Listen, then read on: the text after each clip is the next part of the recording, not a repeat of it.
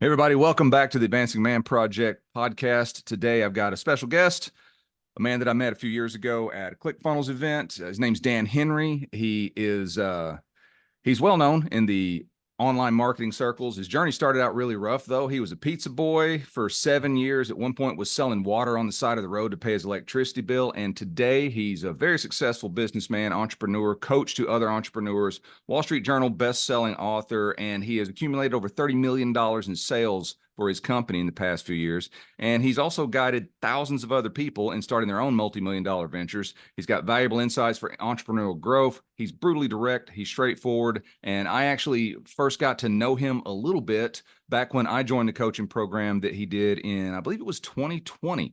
So, Dan, appreciate you being on the show. And let's get to talking about some fun stuff here, shall we? Yeah, man, I'm super excited to be on. We've known each other for a while, and it's pretty cool to be on the show now. Yeah, it is fun. So, what do you think, just jumping straight into everything, what do you think are the biggest misconceptions that people have about Dan Henry? Well, first of all, that's if you even know who Dan Henry is, which I don't expect most people to know.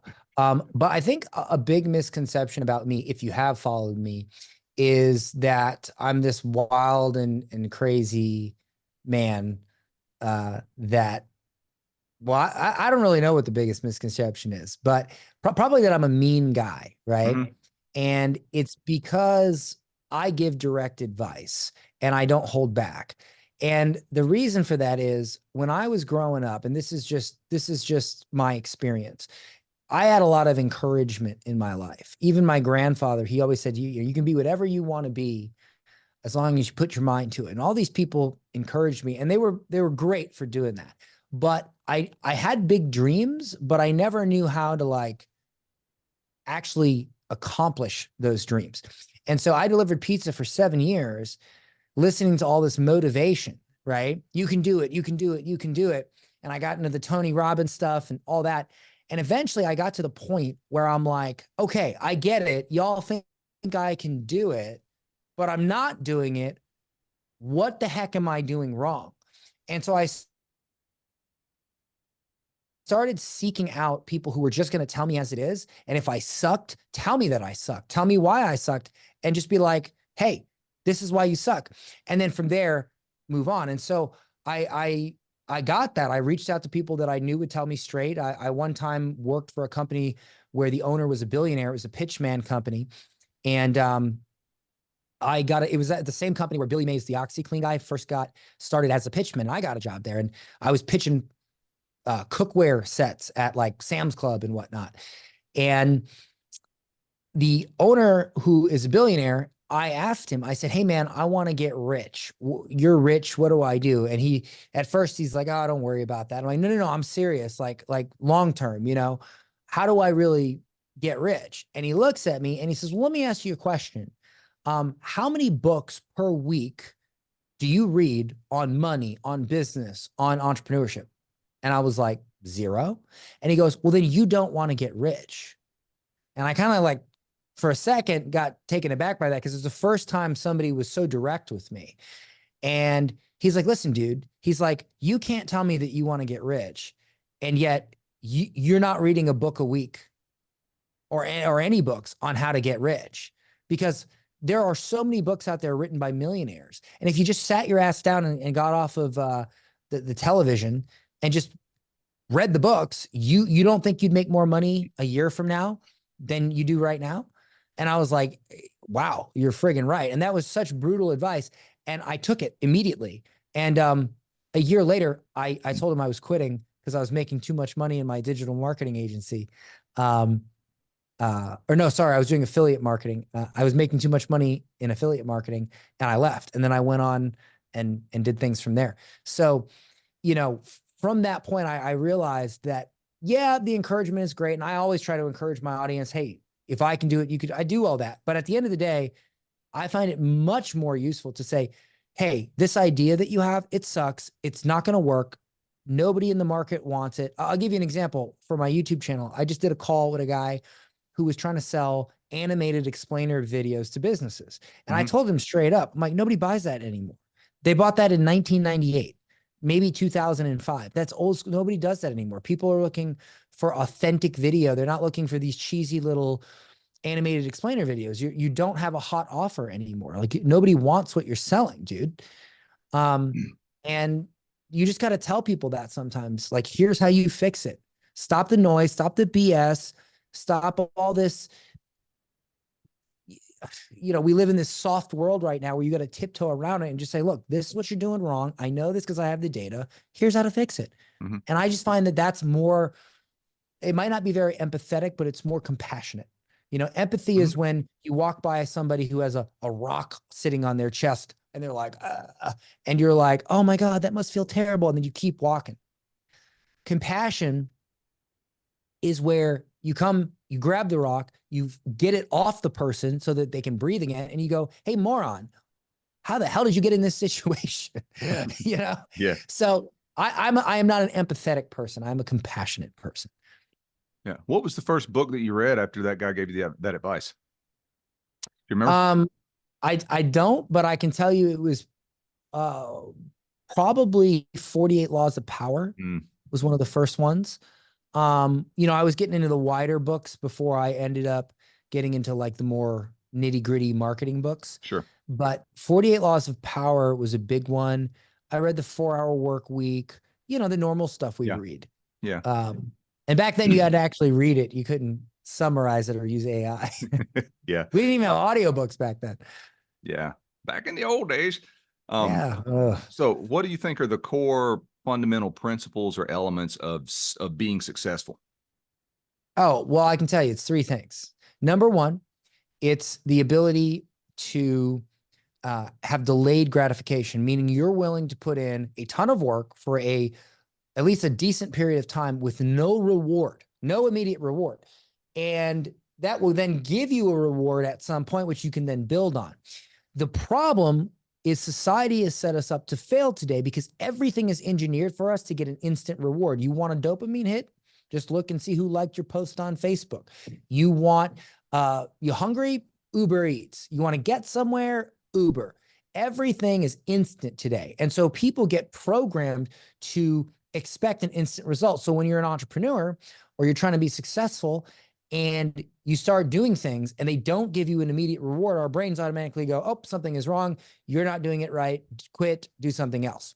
But in reality, you have to do that thing for a while in order to get the data you need to make it work.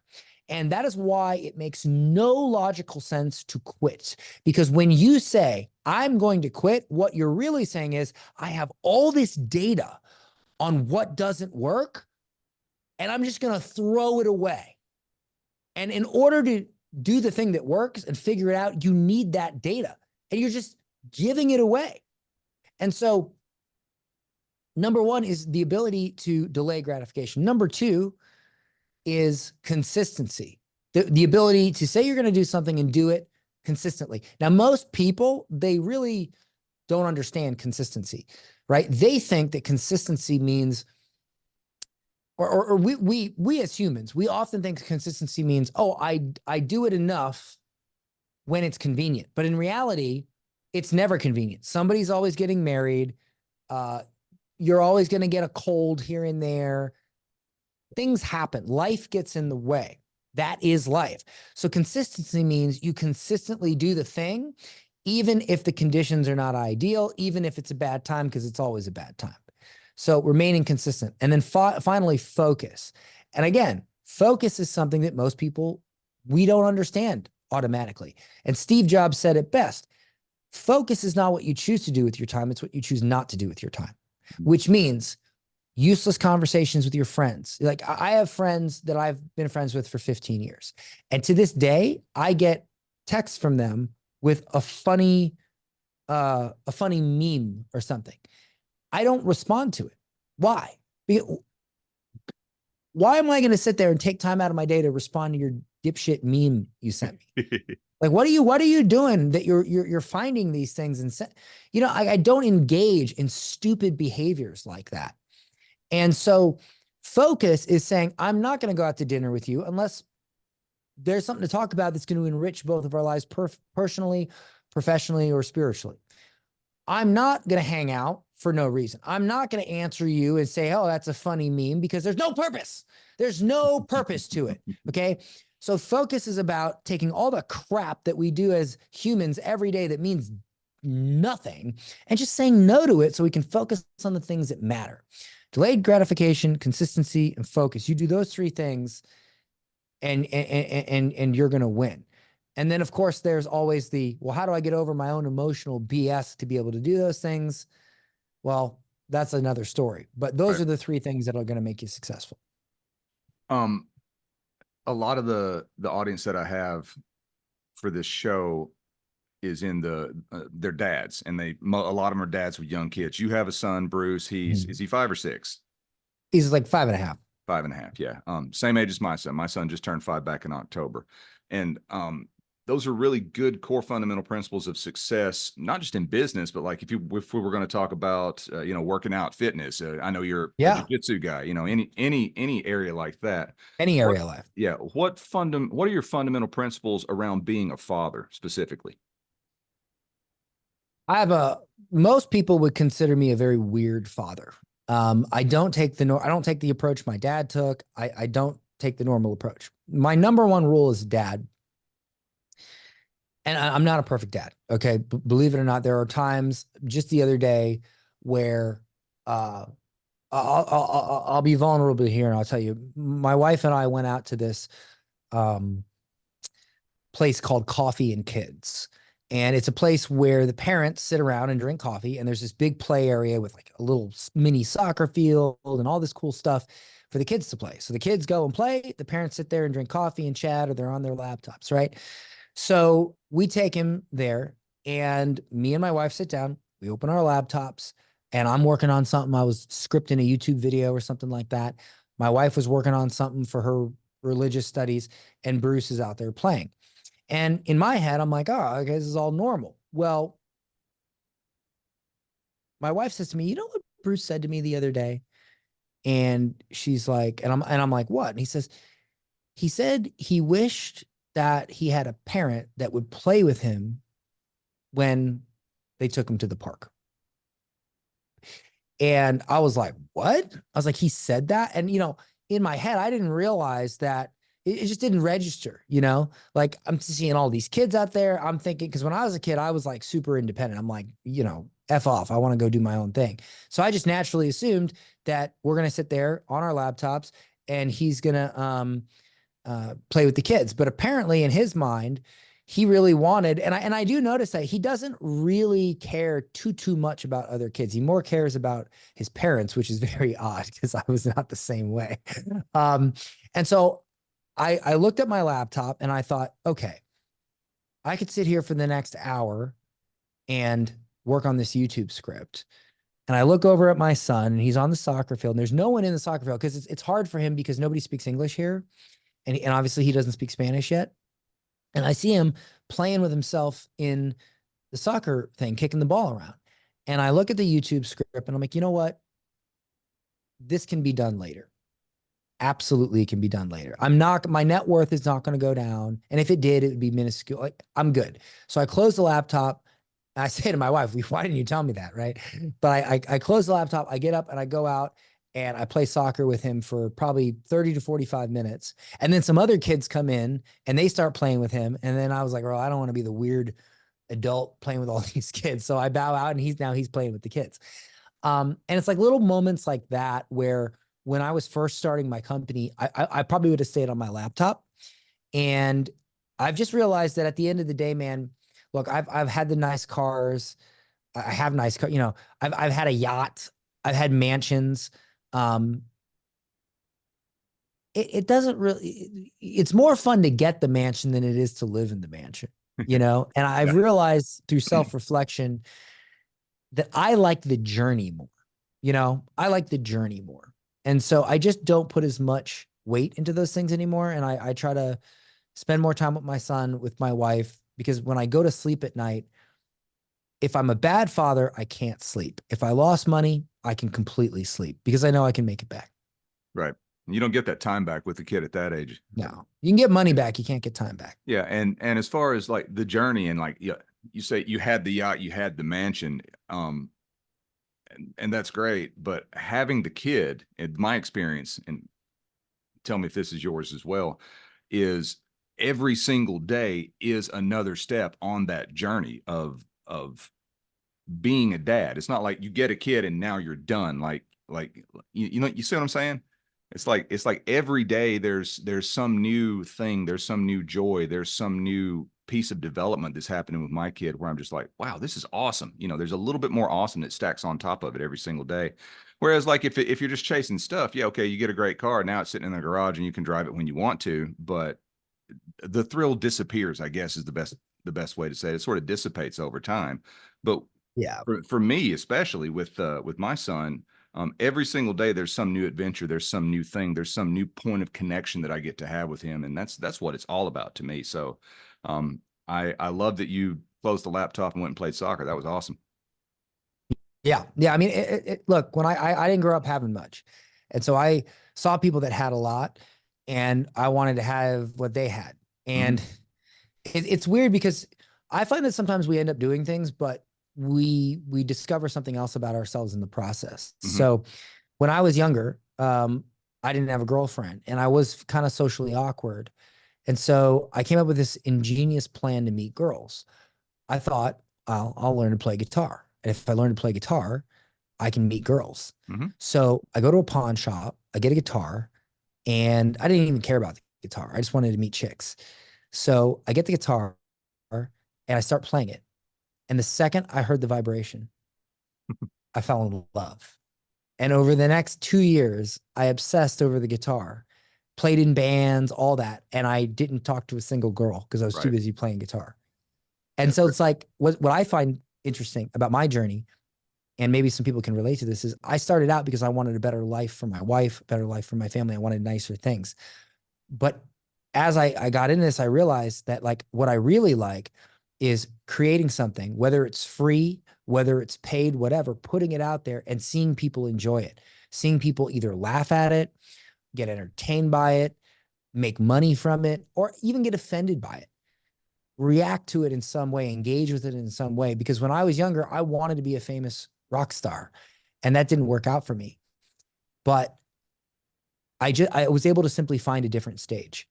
And on that stage, I can shine. And so sometimes we get it in our heads that we want to be amazing and we just don't, we have a talent, but we're not on the right stage, you Mm-hmm. know?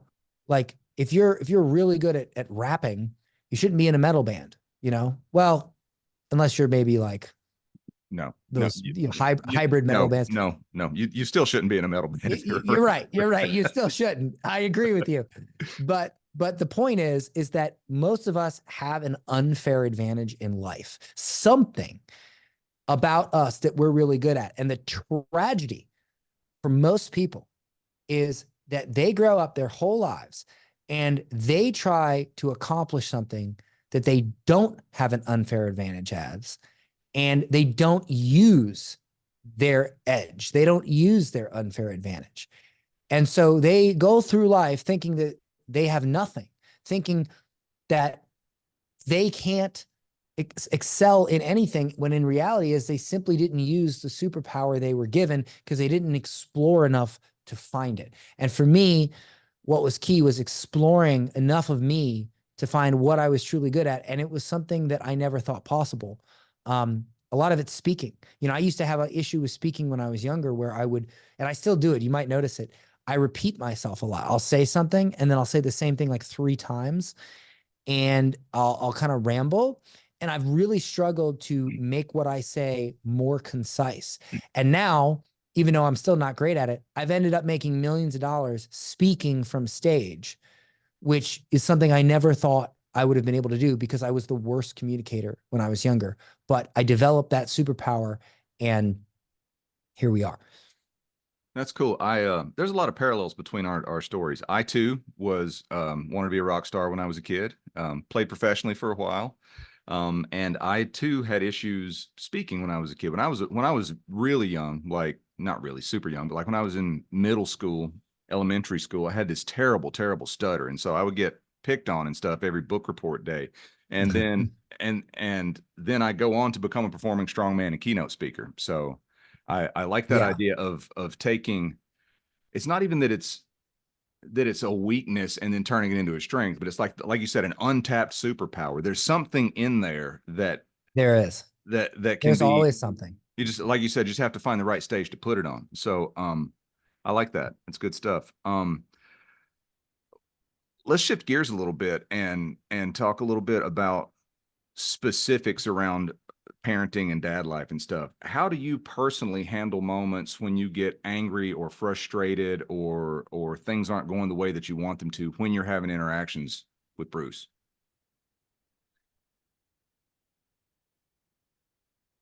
I think if you're a dad and you don't admit to the fact that sometimes you get impatient with your kid Mhm. and then you maybe freak out a little bit, you're lying. I think every dad has that. And it's difficult because the kid doesn't know any better. Uh, or maybe he does, but he's just a kid. And you have this expectation of him because he's your son, he's your blood, and you want him to have this ability or talent or whatever that you deem worthy as a father. It's like a natural Mhm. thing. And so you set this expectation, and sometimes that expectation is either too high or it's an expectation that doesn't really apply to your kid. And you got to find what he's good at, you know? So maybe my kid is not good at ABC, but he's good at XYZ. And so as a father, one thing that I realize is you gotta, instead of trying to say, hey, son, be good at ABC, you have to find out what his XYZ is and then encourage him to be better at that thing. And for my kid, my kid reads at a high level. He's doing second grade homeschool work where he's only 5. Mhm. He understands things good. He's always running around copying me. He's running around. We got him a little camera thing and he's making videos and stuff. And he's good at talking. And so he did get that from me. And so I always encourage him to to work hard, to do all that. But more specifically, I try not to impose things on him that are just in my head. I try to discover where he shines and then try to shine the light on that more. That's wonderful. That's good stuff. Um, we both have sons, and we both are men. Um, and there is, it's, you're what, 35, 36, somewhere around in there? 37. Thanks 37. for Yeah. reminding me. Yeah. Dude, I'm 54. So, and we have children the same age. So think through that one for a minute. Oh Um, yeah. yeah, your kid will be out of school by the time you're my age, or graduated or moved Wow. on, maybe out of the house. So it's all good. But I'm thankful for that because there are things that 50-year-old me understood that 25-year-old me would have just never known. So it's all good. But as men who are raising boys that we want to become good men, let's talk about masculinity and the concept of masculinity and misconceptions around masculinity in the world that we live in now. I know that a lot of the stuff that I see from you on social media um, has a very definite point of view on that, and I want to hear. I want to hear it from the horse's mouth, so to speak. Let's talk about masculinity itself and how it applies to being a dad. If you want your son to be masculine, you cannot let him take advice from the media, the formal education system, or the government, because all three of these institutions, number one, don't understand masculinity and they're trying to make your kid more feminine. Now, we can speculate as to why. I mean, there's all these crazy theories: population control, making men weak so that we can take over. The pandemic maybe was a test to see how much they can control us, whatever your theory is. But at the end of the day, masculine means that well, it means a lot of things, but one of the things it means is that you are okay by yourself without the validation of others. It means that you do what needs to be done, even if you don't get credit for it. It means you don't let other things bother you as long as you're okay with yourself. So if I tell you, hey, you having a bad day? You know what? It's cool. Call yourself a girl. And if everyone around you doesn't call you a girl as well and doesn't think like you do, then you have permission to freak out, scream, act in a horrifying way, and exhibit incredibly toxic and unstable behavior. And that's okay, because they should be respecting the thing that you made up in your head. That is not masculine. Masculine would be, hey, you do what you want to do because men do what they want to do. And if somebody doesn't like it and they don't agree with it, that's fine. If you're okay with it, you don't need them. You don't need their validation. You don't need them to tell you that you are this or that. You know you are, and that's good enough for you. That's being a man. That's being masculine. And another example is, your buddies come to you and they say, hey, we're all going drinking. You coming? And you say, no, I'm going to stay home and I'm going to read a friggin' book. And they say, oh man, don't be a pussy. Come on, bro. Don't be a nerd. Let's go drink. For you to say, okay, I'll be a man and I'll go drink. There's no difference between that and freaking out that somebody doesn't think you're a girl when you clearly have a penis. Okay. At the end of the day, a man will say, hey, you know what? I don't want to drink. And a man does not do what he doesn't want to do. A man does not let other people pressure him into doing something he doesn't want to do. A man does what he wants to do. And so I think that we have a profound misunderstanding of masculinity, both on the bro side of things and on the rainbow whatever side of things. And that's what I think. If you want your kid to be a man, you teach him to be a man. Because if you put him in school, whether he's a dude or a girl or a tree or a number, he's not going to be masculine.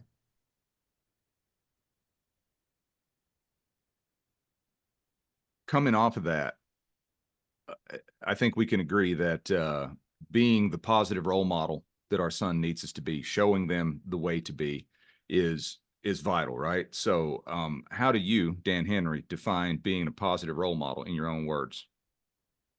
Man, that's the friggin' hardest thing. It's so hard to be a good role model for your kid, especially when you work from home, because you're dealing with things as an entrepreneur. You're dealing with things that most people don't have to deal with, and there's times when you get stressed and you get pressured and you freak out. If you're at the office doing that, your kid doesn't see it. You come home, you collect yourself, you can be a positive role model for your kid. But as somebody who's like a entrepreneur, especially somebody who makes money from home or works from home, it's hard because they'll end up seeing your worst moments sometimes because they're always around. Mm-hmm. And that's a struggle I have, is my kid's always around. And so sometimes when I just don't have, I lose my cool over something, which, it happens to all of us. He sees that, and it friggin' kills me. I don't want him to see that. I want him to see his dad handling it, Mm-hmm. but we can't handle it every second of every day. We would be perfect if we did that. And so I think it's important to have that space to allow you to be human as a dad and make mistakes, and not always have your kid having eyeballs on it. But at the same time, when you do make that mistake, when you do show up for your kids not in the best way, you take the time to explain to your kid, hey, listen, daddy shouldn't have done that. Here's why daddy did that. He failed at controlling his emotions. Here's how he should have handled that. And the lesson to learn here is that we can't win all the time. But what's important is we define what is winning and we strive for that. And if you frame it that way, I think that's important. If you make a mistake, don't ignore it. Explain to your kid why it was a mistake. And I think that teaches your kid that we're all imperfect and we can strive to be better. But it is really tough if your kid's always around. If they're not, I think you have a much better situation. Yeah, you can compartmentalize for sure. I'm in the same position. My wife and I both work from home. She's a photographer, runs her business from home. I do what I do from home. And one of the things that I vowed to do when we found out we were going to have a child was drawing on some of the old metaphysical writings around wealth and stuff from the early 1900s, The Science of Getting Rich. Wallace Wattles, who wrote that, talks about the impression of increase, which is what modern marketers would probably refer to as just over delivering, right? If you give me $100 then I am morally obligated by my own oath to provide at least $1,000 worth of value to you, right? And that's sort of the premise behind that. And I thought, how does that apply to being a dad? And I set a goal for myself, or an expectation for myself, that in every single interaction that I have with my son, I'm going to find a way to leave him somehow better off than he was before that interaction. And sometimes that's just a high five when he's done something well. Sometimes Yeah. that's being there when he's upset and like letting him be upset and get through that. But Yeah. you talking about making a mistake and really you're talking about owning a mistake, and personal accountability is what that comes down to. I had a situation, and I've talked about this before, but you may not know about it. My dad passed away in 2020, and not last year, but the year before. So what was that, 22? On my dad's birthday, I was feeling it, right? And I'm sitting around and I'm kind of sad and I'm kind of bummed out about it. And my son, starting to pick up on things, asks me, says, "Daddy, why does your face look like that?"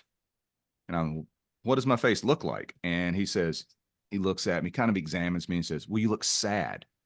And I had a moment where I wanted to push back against that. And I'm like, I can just say, "No, I'm fine. Go on. It's, no big deal. Daddy's fine," or whatever. But I instead chose to tell him why. And I said, "Well, today's my daddy's birthday and he's gone and he'll never get to know you." And just, spend about a minute, 90 seconds, just laying it all out is what I was feeling.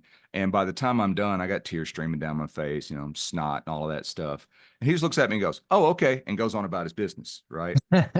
And I realized after the fact that what I did there was model for him what it looks like for a grown man who's experiencing grief to express that in a healthy way. So I owned Yes. that spot, and and there was pushback, because I was brought up in the era of boys don't cry, and my parents didn't do that, but just societally that was a thing, is you're not supposed to cry if you're a boy. And I decided that that's not the kind of son that I want to raise. And so I'm actually Can I, grateful for moments like that. I'd love to hear it. Yeah, tell me something.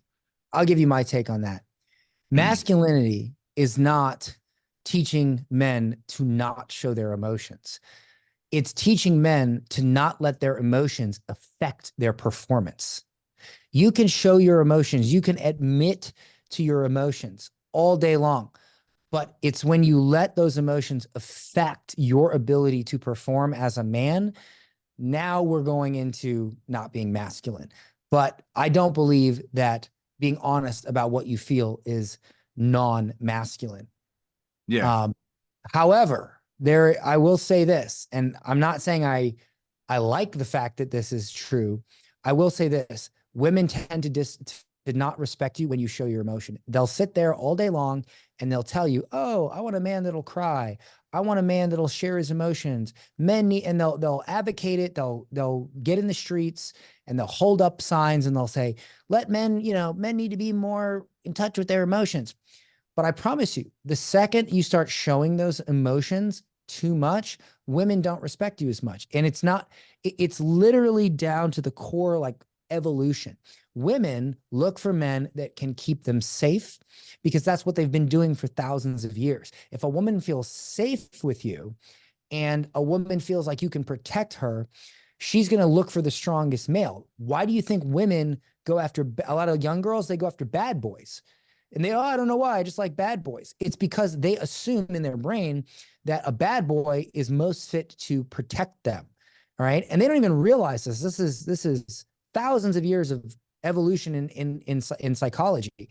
But they want to go after the stronger male. So while I do agree that as a man, it's okay to show your emotions, I would still say be cautious showing them too much around your female partner, because if you do it too much, doesn't matter what they say, they will not respect you as much as a man that can keep themselves together. Okay. Now, I don't think crying over your father one day out of the year meets that criteria. But if you're one of these dudes who's always constantly hard on their, you're not going to get as much respect from women. That's just not how women's brains work. I see what you're saying. And tying that back to a point that you said earlier, I think that needing the respect of a woman can be, you can go too far down that road as well, and then Yeah, it becomes simple. like, because like you said earlier, a man doesn't do what he doesn't want to do. So are we defined by how respected we feel by a woman, or are we defined by our own self-respect? And Well, obviously an well, individual well thing. that's a nice way to make a philosophical argument on it. But at the end of the day, if you're with a woman and she does not respect you, your life is going to suck. Like it just is what it is. And there are certain things that if you do, the woman will lose respect for you. And one of those things is showing your emotions too much, because when you show your emotions too much, it does affect your performance. A woman wants to know that you can perform, that you can hold down the fort, handle the house, protect, provide. And if you're always crying and freaking out and being emotional, most women will view that as a sign of weakness. Okay. If it's too much, and they won't respect you, and they'll start treating you like someone not worthy of the respect. They'll speak to you poorly. They won't let you lead, et cetera, et cetera. And you can argue with this all day long. I've seen it. I've experienced it myself. You have to maintain a balance between being vulnerable, but also being strong enough to not let that vulnerability affect your performance. If you want to keep that respect from your woman. That makes sense. Yeah. Yeah. I think we're saying the same thing, just coming at it from different angles there. Yeah. Now, and again, obviously, if you get friggin', cancer, and you're sitting there and you're like, oh my God, I'm going to die in 3 months and I really don't feel good about it. At that point, there's an exception. Like I'm sure Right. the woman would, but on a normal everyday basis, if you're always like, oh my God, my emotions, the woman's not going to respect you, plain and simple, because Yeah. you're not being a man, because you're letting that vulnerability and you're letting those emotions affect your performance, which is a completely different thing than sharing. Yeah, totally, totally. You made a post the other day. We're recording this in the wake of Russell Wrestlegate. You made a post the other day Oh that man. said that people's obsessions with what Russell Brunson did was why they were poor, why they were broke or whatever, and they need to get back to work. And I just chuckled at that because I agree with you completely. But something you said a minute ago about like allowing emotions to control your ability to perform. Um, I don't even know what it's about, but I keep seeing things pop up in social media feed that apparently NFL fans are mad about Taylor Swift or something like that, and they're all upset and Oh, they're in arms about it. And I'm like, just like you said earlier, like about the meme, I'm like, this is not worthy of me paying attention to. But like, how unmanly is it to allow a very successful, very talented songwriter, whether you like her music or not, she's made her mark in the industry. Whatever she's doing in public with a very successful, very talented athlete, if you're allowing that situation of these two people that you don't know and that they don't know you and they don't care about you, and you're allowing that to control your emotional state to the point that you're on social media doing recreational outrage complaining, how unmanly is that? That's the thought that I had uh, from what you said earlier. So good stuff. if you're a man and Mhm. you take any time to complain about Taylor Swift or any of these pop culture situations and you are broke, you got serious problems. And that is the unmanliest thing I can ever think of. You are literally struggling financially. You are trying to build your castle. You are trying to fortify your kingdom and build your wealth. But you're now taking some time to argue and complain about something with some pop star. Or, like, that to me is the most feminine, emasculated thing I can think of. If you're a man and you take time to do that, unless you are already rich and you're just looking for ways to waste your time, you are unmanly. You're not a man. You're not. You're acting like a chick, because you're literally saying, I'm going to spend my time complaining about something that has zero value, that means nothing, that is the lowest form of information, the lowest possible thing you could spend your mental real estate thinking about. And you're going to think about that instead of how to make money, how to build your wealth, how to build your body, how to build your future, how to protect for your wife, your kids, future wife and kids, whatever. But instead, you're arguing about Taylor Swift whatever. Okay. That right there is a perfect example of how we have feminized men. I can't think of a greater example. I'll Get even off, get to work, shut up about it. Who cares? It's a pop star. Okay. Like, who cares? That's what I would say. Yeah, and I'll even take it one step further from that. Masculine versus feminine, everything you said makes sense. It's I don't know grown women that would do that though. You know, that is like such a my son is 5, and when he gets upset, it's the end of the world, you know, and as parents, we've all been through that. You know, I didn't want my banana cut up. I wanted you to peel it and hand it to me, you know, or I wanted to peel it myself. And they have this big emotional bit of disappointment kind of thing that happens, and they recover from it. To me, the kind of stuff that we're talking about with Taylor Swift or anything like that is on par with a child having a tantrum over whether the Yeah. banana was cut or, you know, it shows in It's it. a man. Men who stop maturing at age 5 are the ones who are arguing about Taylor Swift online. That's the truth. That's a soundbite right there. That is a fact. But to that point, let's bring it back around to the kids again. How do you mentioned earlier, like closing up the laptop and going and playing soccer, which was a beautiful, beautiful thing. And I'll tell you the truth, a little bit of a tear to my eye when you said that. So that's awesome. But keep it together. how do you let Bruce know that his voice and his opinions matter, even at the age of 5 or younger than that? Because I see so many parents who don't take the time to connect with kids, and they just expect, you know, it's kind of like the old children should be seen and not heard thing, but they're humans. They're full people. And, you know, our job is to guide them and to help them. So like I tell my son, you have a voice, your opinion matters in this family. And when we decide, say we're going to go out to eat, all of us talk about it. My wife, my son, and I all decide together where we're going to go. And we include him in decision-making processes for stuff like that. I want him to know that his voice matters. So how do you handle that sort of stuff? Well, I think I can handle it better.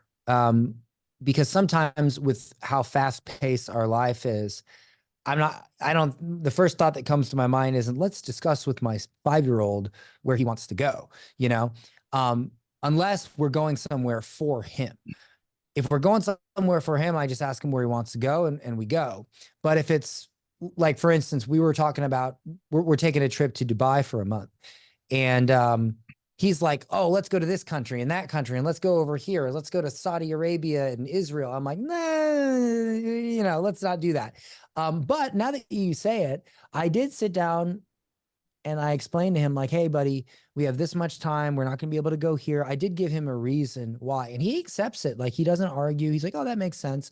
Mm-hmm. So I think I could probably work on the whole thing that you said, where you make him aware that his opinion matters.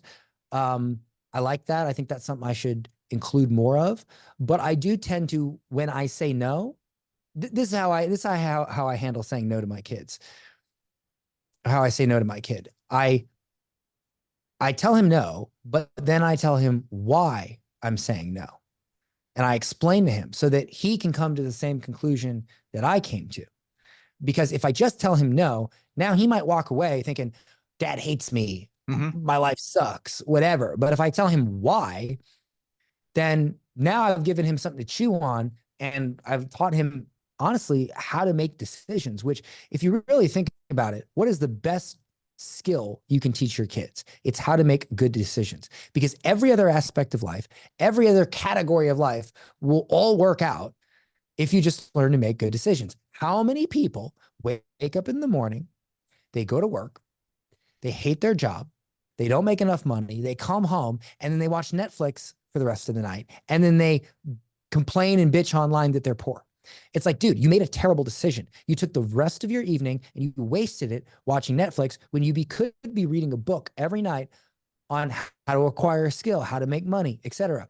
And a year from now, you're going to make a lot more money than you did when you started. So really, you're not poor because, you know, something bad happened to you. You're poor because you made a bad decision. Mm-hmm. And so if you teach kids, and that doesn't go for everybody, obviously, but that goes for most people. Most people are poor because they make bad decisions of no other reason. And so if you teach your kids to make good decisions, those negative consequences in life, I think, will not manifest as often as they would if you don't teach your kid how to make good decisions. I agree completely. And I think that at the core of teaching the skill of making good decisions, especially with really young kids like we have, is teaching them the skill of emotional regulation and understanding just because you feel like throwing the toy across the room, there are consequences to that. Just because you feel like this Yeah. is the end of the world. Um, and I think that so often we see parents that just want to shut that down because they're not comfortable with the kid being upset. They're not comfortable with the kid crying. They're not comfortable with the kid asking why or pushing back against a decision that's made. It's just it becomes a because I said so situation, which is a really good way, I think, to teach a kid how to not question authority and become an employee for someone somewhere. Yeah, it's hard to remember that every single interaction you have dozens or even hundreds of interactions with your child every day, Mm-hmm. little ones, little micro interactions. And you got to constantly reevaluate. I view it like system thinking. So if you view being a dad as systems thinking, you can improve as a dad rapidly because you can say, okay, the experience happened. That's one point of the triangle. I did an action. That's the other point of the triangle. The result, the output happened. That's the other point of the triangle. So when something happens and I react to it in a certain way, I can then evaluate what happened as a result of that reaction. And then the next time that situation happens, I can take that data and I can improve. And every time I start moving through this triangle system, it gets better and better and better. And that's called systems thinking, right? You have a process, you give it an input, process it, outcomes and output, you analyze it, and then you can now improve the process, put the input in again, boom, boom, boom. That's how you grow a business. That's how you make a product better. That's how you make content online better. That's how you can be a better dad. And so sometimes what'll happen is I'll interact with my child and then, I'll react a certain way. And then I'll think, I could have done that better, And then Mm-hmm. I'll either go back to him and re-explain myself, or I'll just wait for the next situation to happen.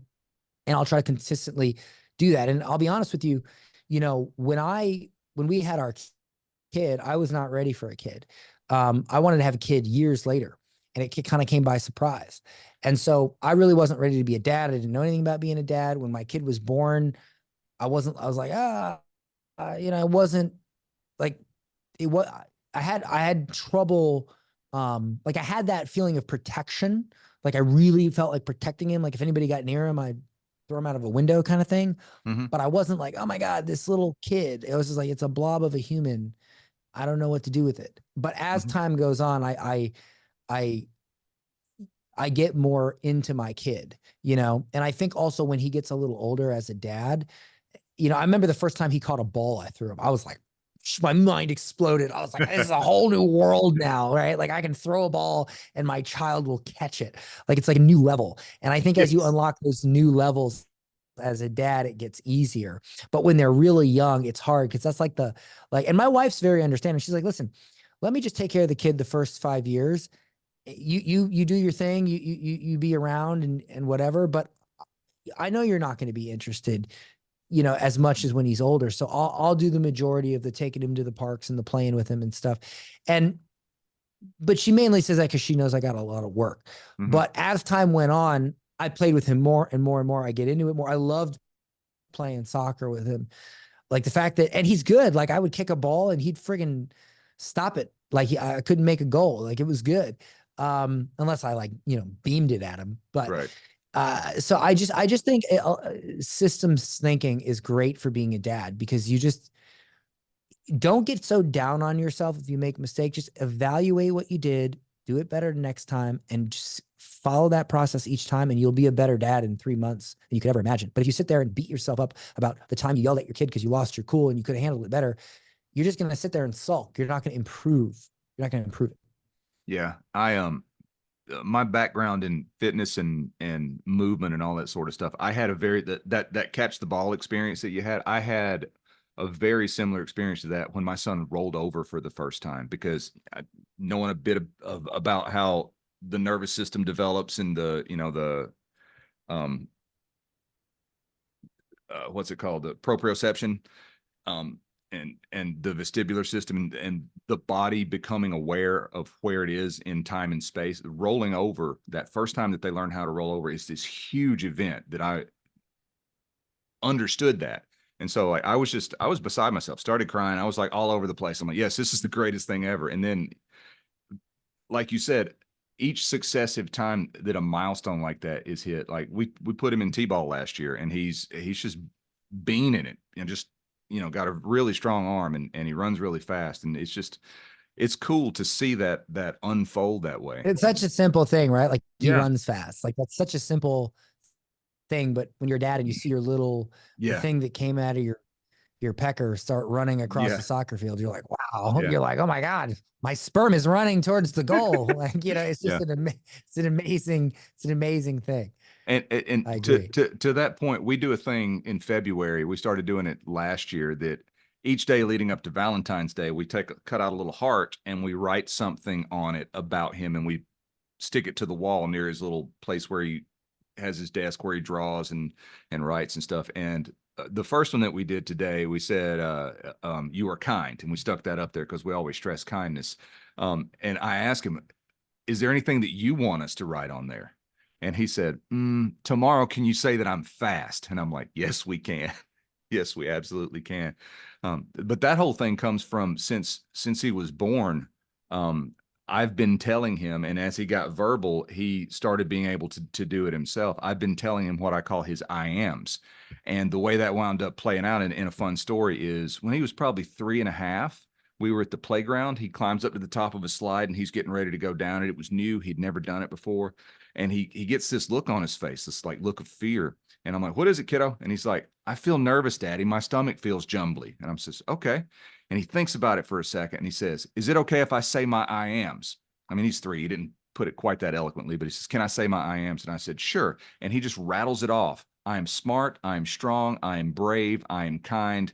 I can do anything." And then he zips down the slide, and we double high five. And it was amazing. And I'm like, it's the consistency thing that you were talking about earlier, right? Like, if I had not for hundreds of days consistently been whispering that in his ear at bedtime, or pointing it out to him, that when he climbs up on the couch and jumps off, "Yeah, you're brave, and that was awesome that you did that." And so just reinforcing that kind of encouragement, that is not just, "Oh, you're a wonderful little boy," the kind of encouragement you were talking about earlier, but like useful encouragement. You can take these qualities that we've been talking about, and you can apply them to doing things and making things and being who you want to be. So um, that's kind of Yeah. my take I on think encouraging a that. child, I think encouraging a child is much like encouraging someone who wants to be an entrepreneur.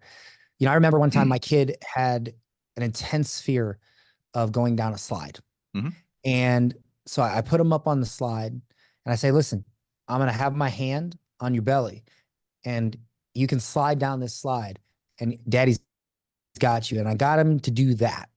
And then eventually I got it to do it where I pretty much just had like a finger on him. And then eventually I got him to do it where I was just sort of standing there. And then I got him to do it all on his own where I was standing 10 feet away. And now the kid is like a maniac. He probably zip line if you gave him a Yeah. chance. Yeah. The point is that if you allow someone to try something and they know there's a little bit of a safety net there, it gives them an opportunity to realize that the fall isn't as long as they thought it would be. Mhm. And one thing I try to do with entrepreneurs is I say, listen, I get it. It's friggin' scary, man. I get it. So I'm going to support you and I'm going to give you the ability to do this with somebody who is kind of there in case you fall. And really, in reality, we're not going to catch you. You're just going to realize that you don't need to be caught. Right. Right. And that's So, that's because yeah. most people don't realize how much they can do. Instead, they focus on this idea that they can't do it. But in Mhm. reality, if they just got that out of their head, they can do a lot more than they think they can. I have a theory on part of the reason that people think that way. And when we first started doing this with, being a dad, I'm like, okay, what are the things that I want to teach him how to talk to himself so that he programs his own mind and he builds his own belief systems that way. And it's a pretty common thing that if a child is not allowed to do something, he's told, oh no, you can't do that. And Yeah. my wife and I agreed, we're never going to tell him he can't do something. We'll tell him it's not allowed. We'll tell him we don't want you to do that. We'll tell him not to do it, but we'll never say you can't do that as a way of saying it's not allowed. And it was interesting because when he was probably 3 years old, he did something. I don't remember what it was. And we were around my wife's family, grandparents, aunts and uncles, and all that. And he did something that he wasn't supposed to do. And a relative said, no, no, no, you can't do that. And he said, and he had already done it. He did it. And then he was told, you can't do that as a way of like, that's not allowed. And he said, but I already did. And I'm like, that's my And then, son. well, You're, here's the you're, thing. you're telling him he can't do something that he's already done. And I'm like, how many hundreds of thousands of times do kids hear you can't do that? You can't do that growing up, and the effects that Well, it you might know have later why, on. you know why they hear that. That's just how things were done back in the day. And Sure. so it's for years, it's complete. Like, put it this way. I don't like to tell my kid he can't do something. Yes, my father said that. His father said that. His father said that, because that's just what was done. But as you grow in this world, you discover new and better ways of doing things. Similar to like in the UFC, when UFC first came out, these guys were like not that great of fighters, right? But now they've adapted their training and their methods Mhm. so much that these guys are, they're all, even a 15th ranked guy is super good. Sure. You know, a guy who's not even ranked today would smash a champion from 20 years ago, because the game has evolved. And I think some parents today, we are evolving with the game. And so what I try to do with my son is, if I, instead of saying, no, you can't do that, I say, hey, do you think it's a good idea to do Exactly. this? Do you think if you do this, what do you think will happen? Oh, well, then this will happen. Do you want that to happen? No, I don't. And I let him come to the conclusion on his own that, nope, that's not the right thing to do. And I just feel that's a much more effective way of Totally. getting your kid not to do something than saying, don't do that. Yeah. I think that because I said so is like the laziest cop out. I never thought about why this is the way that I'm doing things approach. It's just lazy, right? Um, so yeah, I agree with you totally on that. And there are a number of other phrases that we don't use. I don't tell my son to be careful ever. Um, because if I tell him be careful, what I'm really saying is I don't trust your judgment. There's danger ahead and you're not equipped to handle it. What I will tell him instead is, hey, be aware that if you go out, that if you grab that tree limb, it's rotten and it might break. Or, hey, you're up there. What's your plan for getting down? And encouraging him to be aware of his surroundings and also like think through what are the possibilities. And I'm like, hey, are you aware that your 2-year-old cousin is standing right over there, and you could hit him if you swing that stick around. So Right. yeah, very very similar approach. I completely agree. Yeah. Um, So this is the point where I want to move. I appreciate you being on the show. This is the point where I want to move into rapid fire questions. If you've got a couple Sure. more minutes, and Yeah. we'll just do this. I'll fire them off, and whatever comes to mind, you answer it, and we'll move on to the next one. All right. All right. What's one useless talent that you have? Oh my God. I don't know. I try not to make anything I do useless. Oh man. That should be easy to Um, answer. It's something that you don't do anymore because it's useless, even though you're good at it. oh God. Oh, that's a great question. I don't even know how to answer that. Useless talent. Ooh, man, I'd have to dig in the archives for that. I try to discard that from my memory banks and then right click, empty trash Empty as trash. much as possible. All right. All I right. would say,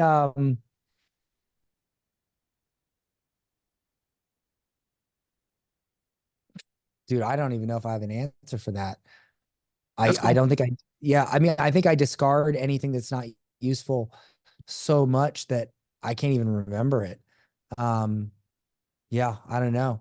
All right. We'll move on. Um, I mean, I might have lit my farts on fire when I was a kid a couple times. I don't know. I mean, that's That's pretty useless. I Yeah. don't know. The only Yeah, use that's in that pretty is it's useless. entertaining. Yeah. All right. Share your best Yeah. dad. See, it has a utility. Yeah. Your best dad joke. My best dad joke. Okay, so there's a family. You have Mr. Bigger, you have Mrs. Bigger, and you have the baby. Who's bigger? Mr. Bigger, Mrs. Bigger, or the baby?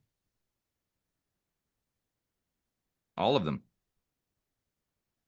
No, the baby, because he's a little bigger. Oh, that's good. I like that one. I like that one. I got one for you. You can throw in Bruce today. Knock, knock.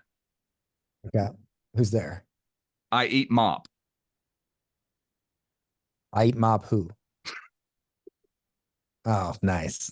That's a good one. That's a good one. All right. How about a personal mantra or belief that you want to make sure that you pass on to your son? Um, I'll probably pass this on to him when he's a little older, but effort is irrelevant. Only output matters. That's something I'll teach him when he's older, because I think when you're young, it's better to encourage effort, let that become a foundation, and then switch it to effort doesn't really matter. It's all about your output. So you can't hang on your effort. You have to like realize like, oh, what really mattered is, did I get the result? Right. And it's sort of like jujitsu, right? And I learned this years ago, was when you are a white belt in jujitsu, you learn all these fundamentals. You learn these guard passes, and you learn these techniques, and you learn all this stuff that will work on a white or blue belt or a normal person. But as soon as you start hitting purple, brown, and especially black belt, none of that stuff works anymore. Like some of it does, but you know, you're not gonna do certain things to another. If you're a black belt, it's very rare that you're gonna get certain techniques over on another black belt, because at that level, they just know how to shut it down. So you sort of have to like relearn how to grapple, because now you're dealing with a whole different class of competitor, and it's a whole different strategy and approach. And so when you think about effort, I think in the beginning you should learn to be rewarded for your effort, because there is neuroscience. Andrew Huberman talks about this. There's neuroscience to support that when a child is rewarded for their effort, they end up being more successful in life. However, and maybe I would disagree with him on this, I believe at a certain point, that needs to be flipped completely 180 degrees around to, listen, it's all about output, right? And I think when you make that switch, you realize the concept of leverage and efficiency, because now you start thinking, okay, how can I get the same or better of a result with less work, with less moving parts, with less effort, so that I can scale, so that I can step away, and your brain starts working differently. So in that same respect as my journey in jiu-jitsu, I think encouraging effort first and then turning it around and just basically shitting on it after that is the way to go. Well, you have to learn how to give effort before you can learn how to scale effort back and be efficient with effort. So that makes a lot of sense. It's just, I know way too many people who focus on their effort. They say, well, I work so hard. I remember I had this friend one time, and I tried to give her advice, right? And she was the type of person who would go out and she'd work her butt off. She'd get a little bit of money, because, you know, people that work hard, they generally don't make the most money. And she would go out and go to the bar, get her nails done, go to the salon, go on vacation, and she'd be left with nothing. And I was like, why don't you not do that? Save that money up, invest it, or maybe take that time to read books and learn how you can, you know, learn a skill and excel and make more money and further your life. And she's like, well, I work hard. If I can't spend all this money at the salon and go to this club and do all this, then what am I working for? And I said, you're working for the ability to not have to work. That's what you're working for. But if every time you get momentum, you piss that momentum away at the bar, you're never, ever, ever, you're always going to be working paycheck to paycheck. And she just didn't, she didn't get it. And most of us who aren't awake, we live in this. We live in this machine, in this matrix that's, hey, I work hard, therefore that means I must spend my money to reward myself. Whereas the way I think about it is, hey, I work hard, I've accumulated this money. Now I'm going to take this money and I'm going to leverage it so that I don't have to work as hard to make the same amount of money. That's how I think. And that's how most successful people think. And that's how I was taught to think by successful people. And I believe that's why I and others, that's, I believe, when we become successful, when we begin to think like that. I agree completely. Speaking of others, what is your favorite business book that comes to mind off the top of your head? Oh man, I'll tell you, I'm gonna grab it for you right now. Okay.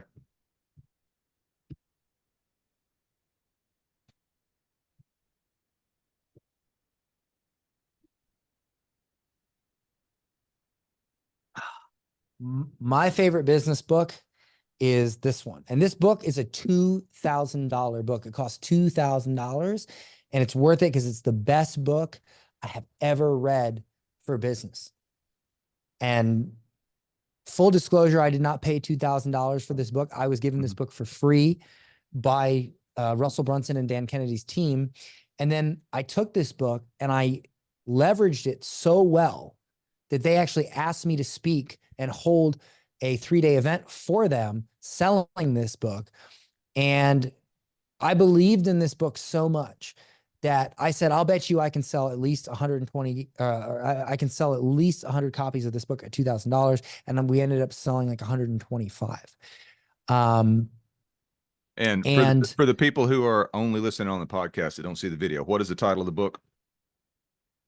So the title of the book is Magnetic Story Selling by Dan Kennedy and Russell Brunson. But I'm going to be honest with you, I don't like the title of the book. And here's why.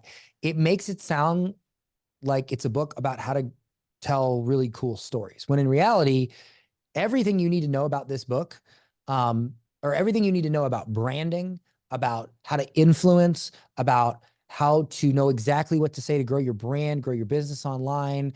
Like, it's all, the fundamentals are all here. Like, there's no step-by-step email swipe here. It's the fundamentals that will teach you. I mean, I don't care if you're writing an email, you're speaking on stage, you're doing social media content. The depth of knowledge in this book is worth way more than $2,000. And, you know, it's my favorite book. I reference it constantly because it's everything. You know, Dan Kennedy is one of the, if he's the GOAT, not the pioneer in direct, he's the GOAT. He's the greatest of all time in direct response marketing. And so this book, I've read his other books, but they don't even compare to this book. This book is actually a cleaned up transcription of multiple seminars he held years ago that cost $10,000, $20,000 to attend. And Russell cleaned all of them up, put them in this huge, massive book. Mm-hmm. And I mean, there's stuff in here that, like, oh man, I don't even know what to say. Like, it's just, I mean, there's a free, that event that I hosted. Yeah. I taught a lot of concepts from this book. And if you go to writelikedan.com, you can actually watch that event for free. You don't have to buy the book, but I teach a lot of stuff in this. And if you go to writelikedan.com, you can watch that event for free. And it's, oh my God, if you want to create influence, persuasion, grow your business, it's the best possible thing you can watch. And that's writelikedan.com. Very cool. Moving on to the next rapid fire. What's your favorite parenting book? I forget what it's called. It's by a Navy SEAL. It's a green book. It's by a Navy SEAL on parenting, and I don't remember. And I remember I read a passage from the book where, and look, the best book on parenting I've ever read had a section where it talked about how the father took his son's PlayStation and threw it in the pool and made him fish it out. And at first glance, you might think, oh my God, that's horrible. But when you read that story in the book and you read the circumstances surrounding it and why he did it, it makes so much sense. And this is coming from a Navy SEAL who knows how to lead a team. And he took those same leadership lessons and applied it to his son. And he's crushing it as a parent. The book,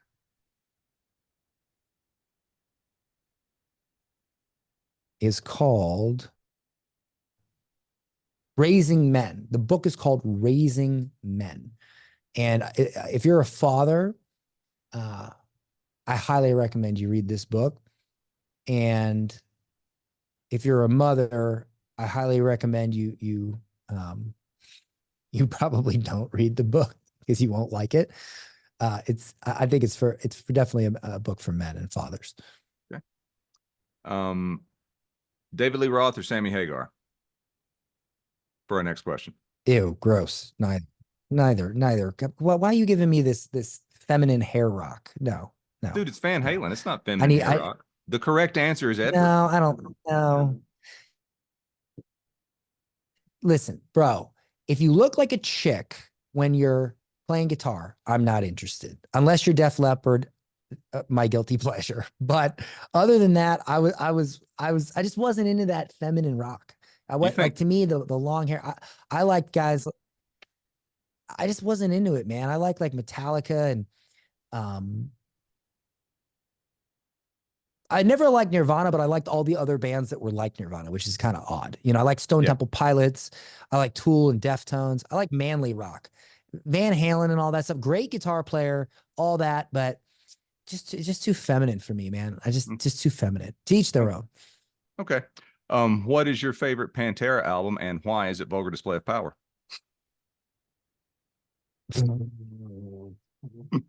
Well, come on, that's of course it is. Of course it is. Right, but why? I mean, Pantera. Well, look, I mean, Pantera was one of those bands that was a mold breaker, and they changed the industry. And what I appreciate about that album is you could pick a lot of different songs and a lot of different work from them, but I like to pick the one that made the statement, and that's the one that made the statement. And finally, what is the most valuable piece? Just like with Tool, if you ask a Tool fan and they say 10,000 Days, okay. But really, what was it? It was Undertow. Undertow was what really changed the game. Yeah. So though I think production-wise, the best produced album from a sound design perspective is probably 10,000 Days.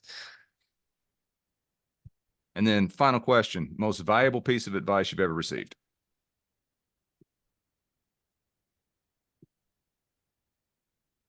I've received a lot of valuable pieces of advice. Here's what it is. Most people who are successful and then lose it all figure out a way to make money and then they do something else. Cool. That is the most powerful. And every time I have lost money in my life, it's because I've done something other than the thing that I'm really good at that makes me a lot of money. Very good. All right, Dan, well, I appreciate you being. We get bored. Yeah. I appreciate you being on the show. We get bored. And entrepreneurship is not about entertaining you. Entrepreneurship is about making money, making an impact. It's not there to entertain you. Buy a dog, Good advice. So most valuable piece of advice you've ever received is buy a dog. Got it. All right. Yeah. Dan, I appreciate you being on. I know you got to bounce. And that's all we got for today. If anybody wants to find you, where is it? GetClients.com? GetClients.com. You'll love my YouTube channel, which is youtube.com/DanHenry. And I'm also pretty active on Instagram at DanHenry. Look forward to connecting with you. All right, cool, man. I appreciate you being on. Guys, have a great day.